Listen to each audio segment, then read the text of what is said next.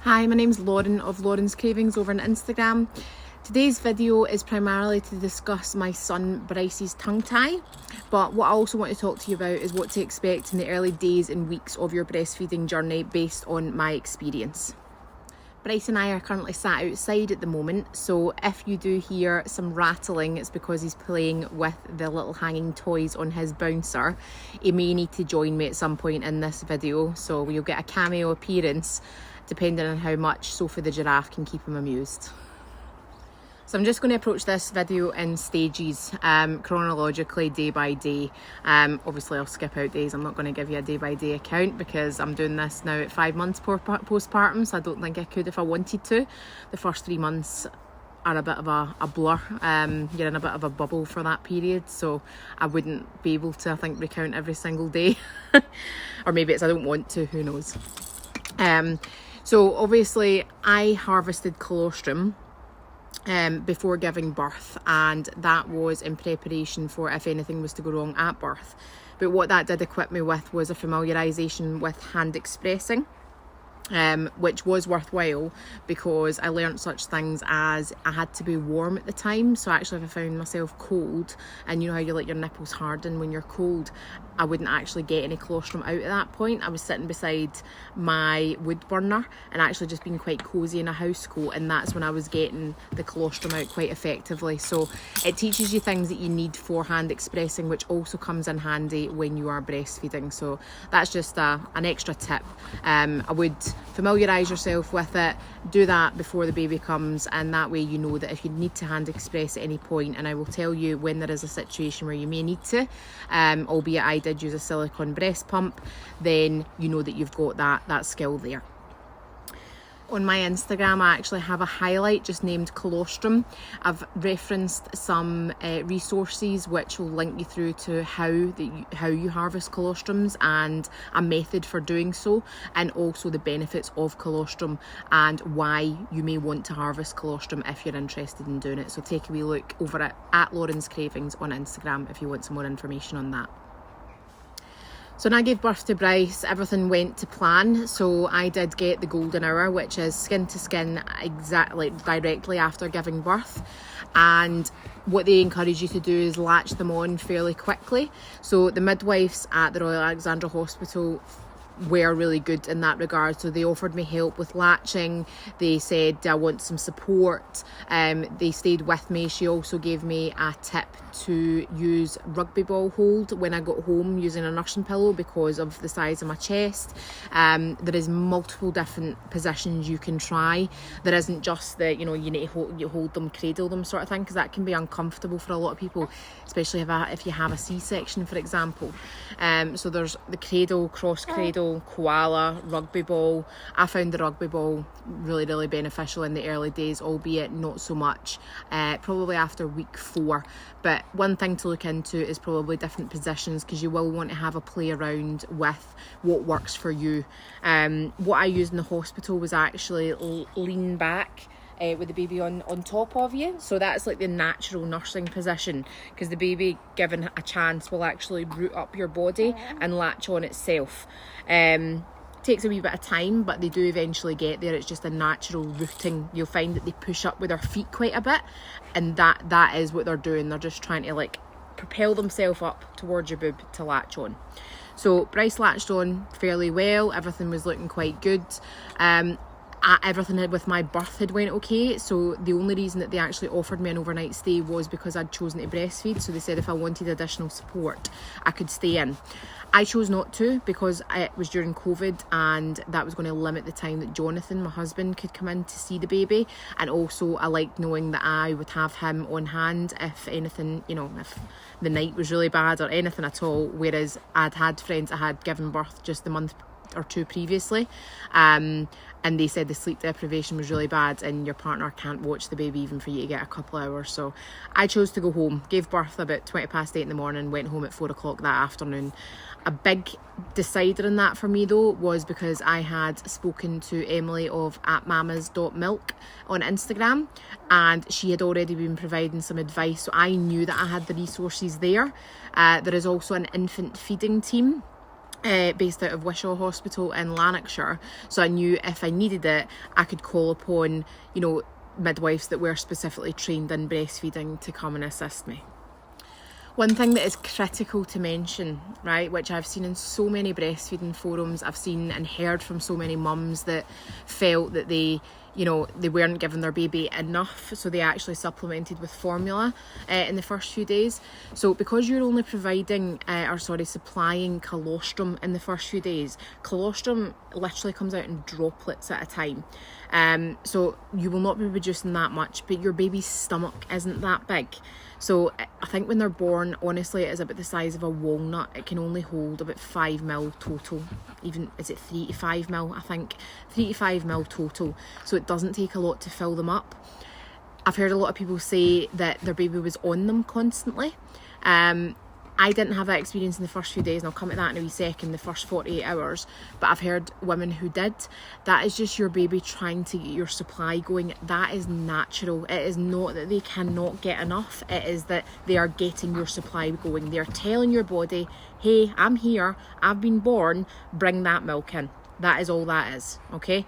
So one thing that the midwives had said to me, which was actually probably put my mind at ease, and I would have been stressing out had they not said it. So I think it was Cheryl, the midwife at the Royal Alexandra. She was fab. She said, interestingly, some babies don't feed all that much in the first 24 to 48 hours, so don't get too stressed out about it, because everything you read tells you need to wake your baby, you need to feed your baby every 2 to 3 hours, right? And Bryce, I was putting him on and he just wasn't seeming that interested. But she said, don't worry too much about that, because he's still full. He's had so much nutrients and, you know, sustenance from your body. His stomach will still be full. Wait till he's kind of past the meconium, which is the black poo, in the first day or two, and then you start making sure that he's getting fed regularly. So don't worry too much in 24 to 48 hours. Best advice I could have got, because he didn't feed probably all that much in the first 24 hours at all. I think I managed to feed him like 2 or 3 times. He just wasn't seeming interested in being fed, and I think for that reason. But I didn't stress out about it because she'd said that. Had no one said that to me, I'd have been like, now he makes sure and tells me when he's hungry. Yes.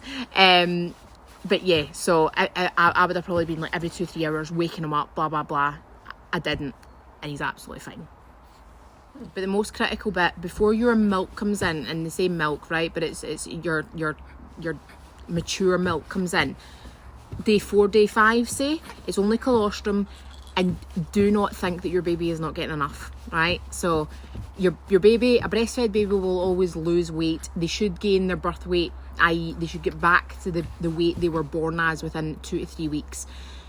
Until that happens, and until you can evaluate that, do not be concerned that your baby is on you too much, or wanting to feed too much, or just, you know, doesn't seem to be getting enough because you don't think you're producing enough milk. Your mature milk doesn't come in until you literally get engorged in day 4, day 5, and it also thereafter, it's still normal. Still normal in the first 6 weeks for your baby to be on you lots. It's called cluster feeding. It is a clusterfuck.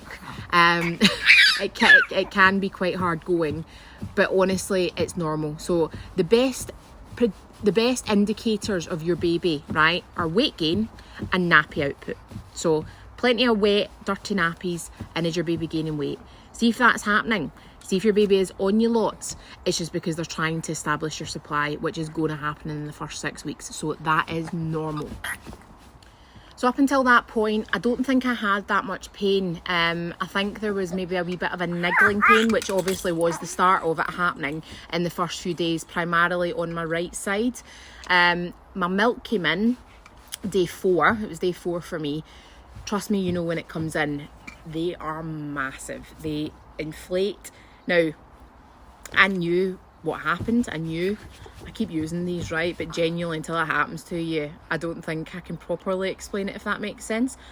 But I knew they were going to get big, but my God, were they full. They just felt hard and slightly sore because they were so inflated, and it just like leaking. You were leaking milk, and actually they were so engorged I struggled to latch him on as well, which probably caused a wee bit of the, you know, or worsened the issues. And that, I'll pause this and I'll grab him. There he is. the phone shadow.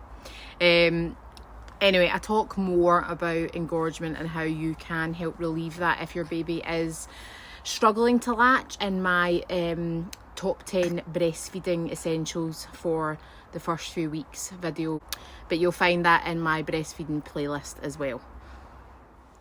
So for the first 10 days postpartum, you're still under midwifery care. They come out and visit you on day 1, day 2, day 5 and day 10. Now, my milk came in on day 4. In the days after, my right nipple was starting to get really quite sore. So it was a different midwife that attended on my day 5. So when the midwife that I'd had on day 1, day 2 came back on day 10, I mentioned it to her and I said, is there any chance that you could have a tongue tie? Now, the reason I knew about tongue ties was my friend Simone's little boy had one, and also just generally from following like breastfeeding pages and knowing that, you know, I'd got advice from Emily on his latch at this point. Everything was looking good to me, albeit I hadn't engaged with the infant feeding team at this point. But I was like, you could see something, but you do need somebody that's actually trained in checking it to assess the situation. So asked the midwife. She said it did look as if he had a slight tongue tie, but not enough to be concerned, was her comment. So I just kind of left it. I was just like, right, that's fine, I'll persevere. Kind of had a belief anyway that it was meant to hearten the first wee while. Multi-mam compresses were a godsend at this point, by the way, again in the top 10 breastfeeding essentials, so they were kind of seeing me through. But already I was getting sore, so handed off by the midwife, signed over to the health visitor, who I think came out, she was actually on holiday for the first week, so it wasn't until the 3rd week that she came out. And yeah, by that point I was pretty sore. So in between being handed over from the midwife to the health visitor, I'd actually been on the phone to, voice note with Emily of Mama's Milk, because things were getting progressively worse on my right side. Now, she had actually sent me nipple shields as part of the starter bundle that she does on her website, alongside like the collection shells, the breast pads, the silicone pump, etc. Again, I discussed them in the top 10 items for starting your breastfeeding journey. But the nipple shields, not a lot of people would say they were essential because they don't want you to rely on them, but had I not had them to hand, I do debate whether I would have continued putting Bryce on that side, because it was agony, like toe curling, razor blades, agony. And it was the only way I could continue feeding him. I'd also got obviously the silicone pump, a brand you might be aware of is Haka, but I just got it put as part of the starter bundle from Mama's Milk. Very much recommend. And I had actually expressed a couple of times just to give that side a break, because interest in my left side wasn't as bad. Now, what Emily said is your nipples are sisters, they are not twins, so depending on, you know, the baby's side as well, but also just in the slight differences in your nipple, one can hurt more than other. Can you tell he's teething? He's gnawing in my knuckle right now, if it keeps him quiet. So yeah, I pretty much knew at that point something was wrong. So when my health visitor came out the first time, I mentioned to her that the midwife had said, and I was like, but she said it's not much to think about, but I'm really sore. And she's like, I'll take a look. So she took a look, and this was week 3 postpartum, and she actually said it was enough that she did think it warranted a referral. So within North Lanarkshire, your health visitor refers you to the infant feeding team, which are based out of Wishaw. I did want to mention though how each, medical district can be different, because my friend who lives in Glasgow, she asked her health visitor to do the same because her wee boy Dommy also had a tongue tie, and she was told she had to go to the GP and the GP had to refer. So if you do have any questions or you do have any concerns, speak to your health visitor in the first instance, and they should be able to tell you what the case is in your medical district area, whether the health visitor can do it to the local infant feeding team, whether you need to go to the GP. She actually got her tongue tie cut, well, our son's tongue tie cut, sorry, at a hospital, Queen Elizabeth, which the GP had referred. And had I continued through the NHS route, there was someone qualified within the infant feeding team at Wishaw to do it for me. and he's just been sick on me. There's a nice time for a pause. So we're on week 3. I think the health visitor visited on the Tuesday. So she said that she was going to put the referral through to the infant feeding team at Wishaw. She did. They gave me a phone, I believe, the Wednesday or the Thursday, and they actually came out that Friday. So that was a good turnaround time. When I asked the midwife that came out, though, to look at his tongue tie, she said that she wasn't qualified to do that. There was only one person in the infant feeding team that was, so she didn't even look in his mouth, and she just gave me support with latch and positioning. And basically she actually said his latch was good. I hadn't been doing it that much, so I was doing the rugby ball at that point with this, size and just comfort and whatnot. But Bryce was actually struggling to open his mouth properly, so that was part of why I thought it was a tongue tie also. So newborns' mouths are tiny, but he really was struggling to open his mouth wide enough to get a good deep latch. So even when I wasn't restricting his head, doing everything right, and she was seeing this, he wasn't opening up quite wide enough. But she gave me some new positioning to try, blah, blah, blah. And she said, give that a week, because that's what they try to do, apparently, is they try to help you positioning, because you can feed through a tongue tie. I don't know why you would, but anyway, especially if you know that they have one. But hey-ho, that's the NHS for you in some respects, especially when I was having pain. She says, give us a call back in a week. So that was the following Friday, and let us know how you're getting on. So I was like, right, okay.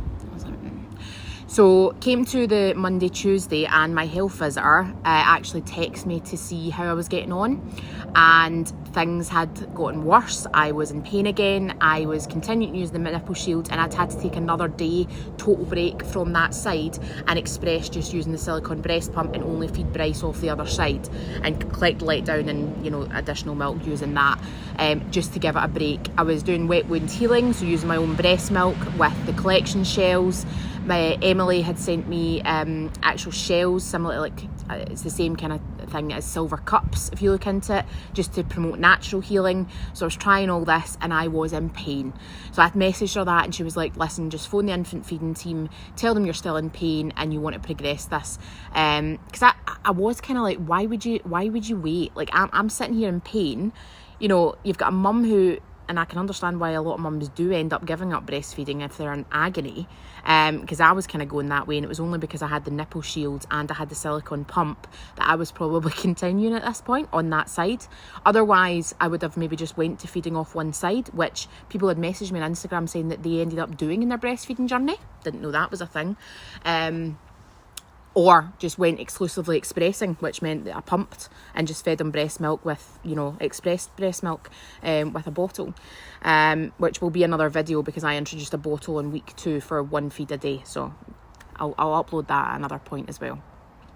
So I phoned the infant feeding team and they said that was fine. Obviously I was still in agony, and I was like, listen, can I speak to the woman that would do the cut for him?